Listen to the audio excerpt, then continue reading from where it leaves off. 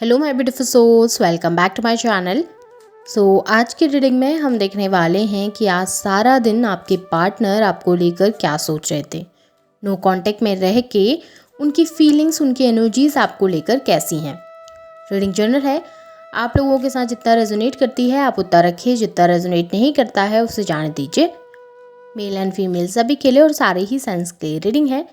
Reading timeless है, तो जिस वक्त पे आपके सामने आती है उस वक्त पे आपके साथ रेजोनेट कर सकती है। तो चलिए स्टार्ट करते हैं। हाईलाइटेड साइंस बता दूं, ये साइंस आपके पार्टनर के हो सकते हैं। आप लोग फायर साइन के हो सकते हैं, एरीज, लियो, सैजिटेरियस, वाटर साइन के हो सकते हैं, कैंसर, स्कॉर्पियो, पाइसिस, और एयर साइन के हो सकते हैं, जेमिनी, लिब्रा, एक्वेरियस। नंबर्स अगर मैं देखूं तो आप लोगों के लिए 6 नंबर इंपॉर्टेंट दिखाई दे रहा है। जून मंथ आप लोगों के लिए इंपॉर्टेंट हो सकता है। आप लोगों के लिए 9 नंबर इंपॉर्टेंट हो सकता है। सितंबर मंथ इंपॉर्टेंट हो सकता है। आप लोगों के लिए 5 नंबर मई मंथ इंपॉर्टेंट हो सकता है और नंबर 1 जैन मंथ भी इंपॉर्टेंट हो सकता है। यहाँ पर भी पाइसिस की और स्कॉर्पियो की एनर्जी काफ़ी ज़्यादा स्ट्रांग निकल के आई है। तो चलिए स्टार्ट करते हैं। देखते हैं आपके पार्टनर की एनर्जीज में कि वो आज सारा दिन आपको लेकर क्या सोच रहे थे, उनकी एनर्जीज कैसी थी। यहाँ पे देखूँ ना तो उन्होंने सारा दिन आज ओवर थिंकिंग में बिताया। आपके पार्टनर आज सारा दिन बैठकर सोच विचार कर रहे थे, ओवर थिंकिंग कर रहे थे, आगे आने वाले समय के बारे में सोच रहे थे, बीते हुए समय के बारे में सोच रहे थे, और ये भी सोच रहे थे कि इस समय आप लोगों का रिलेशनशिप कितना कॉम्प्लिकेटेड हो गया है और आने वाले समय में इसे कैसे ठीक किया जा सकता है।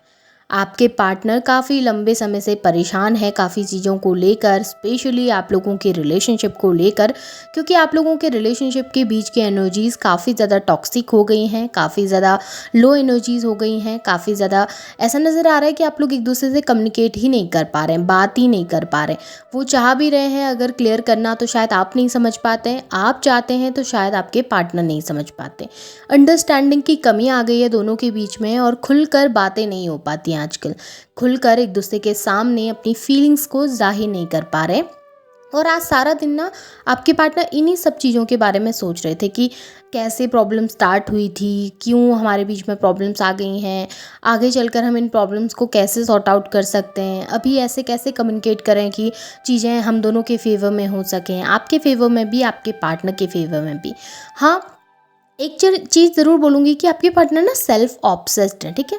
वो अपनी गलती कहीं पर पे नहीं देखते हैं, वो मोस्टली आपकी गलती देखते हैं, तो वो उन्हीं सब चीज़ों को लेकर सोच विचार करते हुए ज़्यादा नज़र आए हैं। यहाँ पे ये भी दिख रहा है कि आपके पार्टनर ना पुरानी चीज़ों को, पुरानी मेमोरीज़ को, पुरानी यादों को काफ़ी ज़्यादा मिस कर रहे थे। जो आप लोगों ने एक दूसरे के साथ टाइम स्पेंड किया है ना, जो क्वालिटी टाइम स्पेंड किया है, उसे वो बहुत मिस कर रहे थे।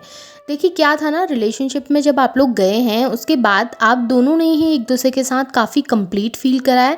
भले आपकी तरफ से वो एनर्जीज रही हो नहीं रही हो, आपने फील किया नहीं किया, लेकिन आपके पार्टनर आपके साथ काफ़ी कंप्लीट फील करते थे। उनको लगता था कि आप एक पूरा पैकेज हैं जिसमें उनको सब कुछ मिल जाता है, एक फैमिली ओरिएंटेड पर्सन भी और साथ में एक फन लविंग पर्सन भी। तो उन्हें आपके अंदर सारी क्वालिटीज़ मिलती थी और आपके साथ वो कंफर्टेबल फील कर पाते थे। आपके साथ वो दोस्तों की तरह भी रह सकते थे, लवर्स की तरह भी रह सकते थे, फैमिली की तरह भी रह सकते थे। उन्हें आपके सामने चेंज होने की ज़रूरत नहीं पड़ती थी, बदलने की ज़रूरत नहीं पड़ती थी। आप उन्हें उसी तरीके से एक्सेप्ट करते थे और आपकी इन्हीं सब चीज़ों को वो बहुत मिस कर रहे थे। आपके साथ बीते हुए उन छोटे छोटे टाइमों को बहुत मिस कर रहे थे, उन एनर्जीज़ को बहुत मिस कर रहे थे। देखिए यहाँ पे ऐसा नज़र आ रहा है कि आप लोगों के बीच में टाइम चेंज हुआ है डेफिनेटली। बहुत सारी चीज़ें ऐसी थी जो शायद एक्सपेक्ट नहीं की थी आप लोगों ने, और वो सब चीज़ें हो गई हैं इस समय पे। शायद आप लोगों ने बहुत अच्छा फ्यूचर देखा था एक दूसरे के साथ, लेकिन अभी चीज़ें बहुत ख़राब हो गई हैं। आप लोगों की एक्सपेक्टेशन से ऊपर चीज़ें यहाँ पर पे हुई हैं और वो होप कर रहे हैं कि आगे भी कुछ ऐसा हो जाए अनएक्सपेक्टेड कि आप लोग फिर से एक दूसरे के साथ हों, एक दूसरे के पास हों, एक दूसरे को समझ पाएँ, एक दूसरे के साथ फ्यूचर देख पाएँ।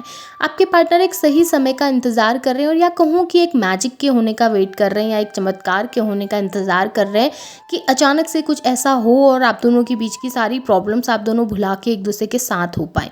देखिए उनकी ना फीलिंग्स अच्छी हैं आपको लेकर, बट एक वो होता है ना स्टबर्न पर्सन जो चाह कर भी किसी के सामने नहीं आना चाह रहा, चाह कर भी अपनी फीलिंग्स नहीं एक्सप्रेस करना चाह रहा, चाह कर भी सॉरी नहीं फील करना चाह रहा है या बोलना चाह रहा है। एक स्टबर्न पर्सन होते हैं, जो स्टबर्न लोग होते हैं ना, उनको समझा पाना बहुत मुश्किल है। उन्हें पता होता है हमने गलती करी है, लेकिन वो मानना नहीं चाहते उस चीज़ को। वही आपके पार्टनर के अंदर भी है, उनको सब कुछ कुछ पता है कि कैसे कॉम्प्लिकेशंस आए, क्यों आए, लेकिन उसे मानने में उनको थोड़ा सा देरी हो रही है।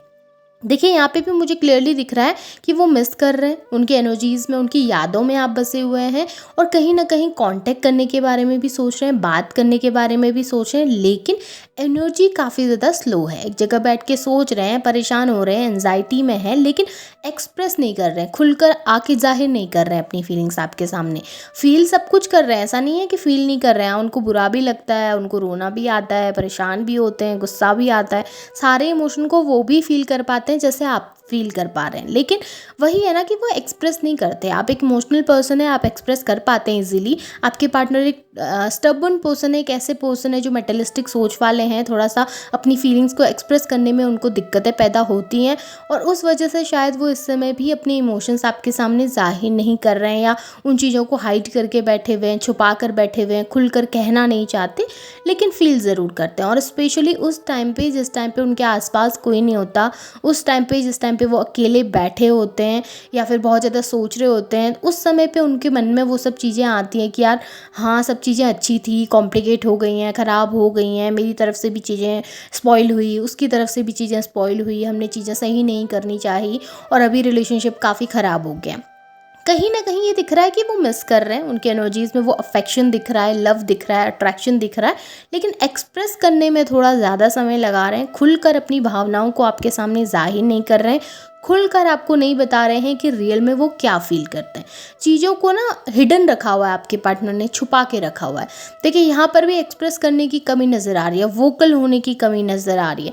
वो ना थोड़ा सा ऐसे हैं कि सोचते हैं, थोड़ा बोलने से पहले या कुछ करने से पहले, कुछ कहने से पहले थोड़ा सा 2 बार सोच लेंगे कि ठीक है, अगर मैं ऐसा कह दूँ, मैं ऐसा कन्फेशन कर लूँ या मैं ऐसा कमिटमेंट दे दूँ तो उसके कॉन्सिक्वेंसेस क्या होंगे फ्यूचर में, उसकी तरफ से मुझे क्या नुकसान हो सकते हैं, क्या फ़ायदे हो सकते हैं फ्यूचर में, कहीं सोसाइटी के सामने मुझे और ज़्यादा नीचा ना दिखना पड़े, कहीं बहुत ज़्यादा मैं टॉक्सिक ना हो जाऊँ, चीज़ें ख़राब ना हो जाएँ, चीज़ें कॉम्प्लिकेट ना हो जाएँ। तो बहुत ओवर थिंकिंग चल रही है माइंड में, बहुत कुछ सोचते हैं, फ्यूचर को लेकर सोचते हैं, प्रेजेंट को लेकर सोच रहे हैं, फ्यूचर में उन लोगों से जो इफ़ेक्ट होने वाले लोग हैं उनको लेकर सोच रहे हैं कि ठीक है, अगर मैं एक्शन लूँ, कहीं कल के दिन मेरी फैमिली इफ़ेक्ट हो जाए, सोसाइटी में मेरी इमेज इफ़ेक्ट हो जाए। काफ़ी कुछ चीज़ें सोचते हैं और उन चीज़ों को लेकर एक्शन नहीं ले पाते हैं।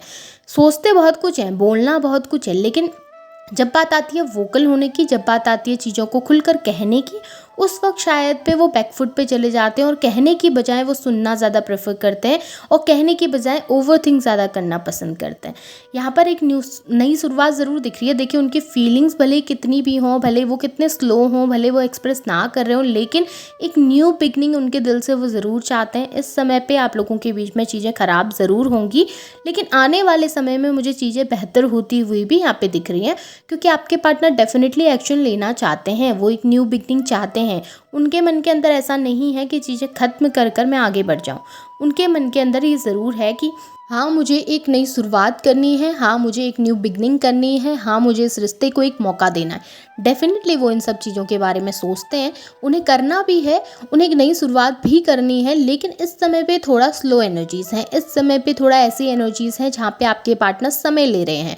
ट्रांसफॉर्मेशन का समय है ना, चीज़ें इवॉल्व होने में टाइम लगता है, उनके मन के अंदर वो फीलिंग्स डेवलप होने में टाइम लगता है, उसे बाहर निकलने में टाइम लग रहा है। हाँ, आप बहुत चीज़ें पहले से समझ चुके हैं, लेकिन आपके पार्टनर धीरे धीरे उन चीज़ों को समझ रहे हैं, तो हाँ उन्हें समय लगेगा, लेकिन जितना जल्दी आप शायद इस रिलेशनशिप को समझ पाए उतना जल्दी वो ना समझ पाए, उनको समय लगे। लेकिन अगर आप इंतज़ार कर सकते हैं, वेट कर सकते हैं, तो आप लोगों का फ्यूचर अच्छा होगा, क्योंकि आपके पार्टनर की तरफ से एक स्ट्रॉन्ग फीलिंग्स मुझे दिखी है यहाँ पर जहाँ पर वो मिस करते हैं, याद करते हैं, कनेक्टेड फील भी करते हैं। पास्ट लाइफ कनेक्शन आप लोगों का है बहुत स्ट्रांगली, और कहीं ना कहीं ये कार्मिक साइकिल है, इस समय पे कुछ कार्मिक साइकिल चल रही हैं, जैसे ही वो कंप्लीट होंगी आप लोग एक दूसरे के साथ होंगे और आप लोगों को कंप्लीशन ज़रूर मिलेगा।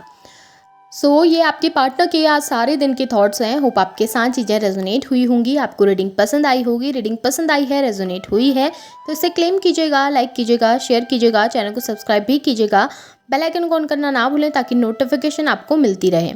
Thank you.